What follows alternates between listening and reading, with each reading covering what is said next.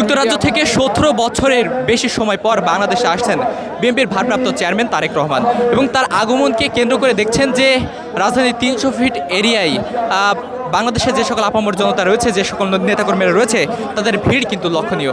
দর্শক, গতকাল রাত ১২টার দিকে বিএনপির চেয়ারম্যান তারেক রহমানকে বহনকারী বাংলাদেশ এয়ারলাইন্সের একটি বিমান লন্ডনের বিমানবন্দর থেকে বাংলাদেশের উদ্দেশ্যে ছেড়ে এসেছেন এবং বাংলাদেশ সময় 11টা 45-এর দিকে বাংলাদেশ এয়ারলাইন্সের এই বিমানটি হযরত শাহজালাল আন্তর্জাতিক বিমানবন্দরে কিন্তু অবতরণ করবেন এবং সেখান থেকে বিএনপির ভারপ্রাপ্ত চেয়ারম্যান তারেক রহমান তিনি কিন্তু রাজধানীর এই ৩০০ ফিট এরিয়ায় আসবেন এবং জনতার উদ্দেশ্যে তিনি কিন্তু বক্তব্য রাখবেন এবং এখান থেকে সরাসরি চলে যাবেন এবারকার হাসপাতালে বিএনপির চেয়ারপারসন বেগম খালেদা জিয়াকে দেখার জন্য। দর্শক, একটু জানিয়ে রাখি, বিএনপির ভারপ্রাপ্ত চেয়ারম্যান তারেক রহমানের আসার খবর শোনার পরপরই সারা বাংলাদেশের বিভিন্ন জেলা, উপজেলা, এমনকি ছোট ছোট গ্রাম থেকে নেতাকর্মীরা কিন্তু রাজধানীর এই ৩০০ ফিট এরিয়ায় কিন্তু সমাগম করতে শুরু করেছিল। আমরা দেখেছি গত কয়েকদিন যাবতই ঢাকায় কিন্তু মানুষের আগমন ঘটছে বিএনপি চেয়ারম্যান তারেক রহমানের আগমনকে কেন্দ্র করে। দর্শক, এর আগে বিএনপির ভারপ্রাপ্ত চেয়ারপারসন বেগম খালেদা জিয়া অসুস্থ হয়ে রাজধানীর রেফার কেয়ার হাসপাতালে ভর্তি হওয়ার পর রাজনৈতিক অঙ্গনে কিন্তু গুঞ্জন শুরু হয়েছিল যে খুব শীঘ্রই বিএনপির ভারপ্রাপ্ত চেয়ারম্যান তারেক রহমান কিন্তু দেশে আসবেন। অনেকবার বিএনপির ভারপ্রাপ্ত চেয়ারম্যান তারেক রহমানের দেশে আসার খবর ছড়ালেও তিনি কিন্তু দেশে আসেননি। তবে এইবার অর্থাৎ আজ 25 ডিসেম্বর কিন্তু বিএনপির ভারপ্রাপ্ত চেয়ারম্যান বলেছিল যে তিনি কিন্তু দেশে আসবেন এবং আজ দেখছেন যে তার সমাগমকে কেন্দ্র করে রাজধানীর ৩০০ ফিট এরিয়ায় মানুষের সমাগম কিন্তু লক্ষণীয়।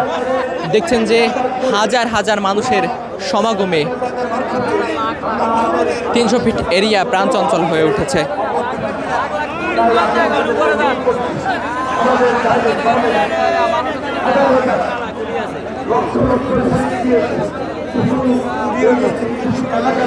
দর্শক, যদি একটু জানিয়ে রাখি, তত্ত্বাবধায়ক সরকারের আওতাধীন 2008 সালে বিএনপির চেয়ারম্যান তারেক রহমান তিনি কিন্তু অসুস্থতাজনিত কারণে দেশ ছাড়তে বাধ্য হয়েছিলেন এবং দীর্ঘ 17 বছরের বেশি সময় তিনি কিন্তু আর দেশে আসেন নাই এবং দীর্ঘ 17 বছর পর তিনি কিন্তু আবারও দেশে ফিরছেন।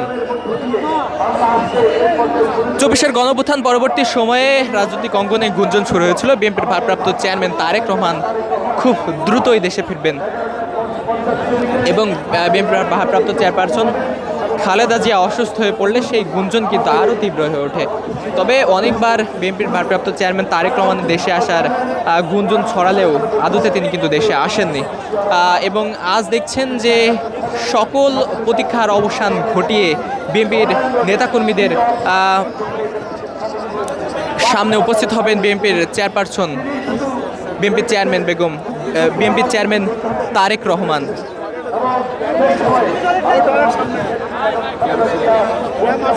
সারা বাংলাদেশের বিভিন্ন জেলা, উপজেলা থেকে সাধারণ মানুষ ছুটে এসেছেন বিএনপির ভারপ্রাপ্ত চেয়ারম্যান তারেক রহমানকে একটি নজর দেখার জন্য এবং তার কথা শোনার জন্য।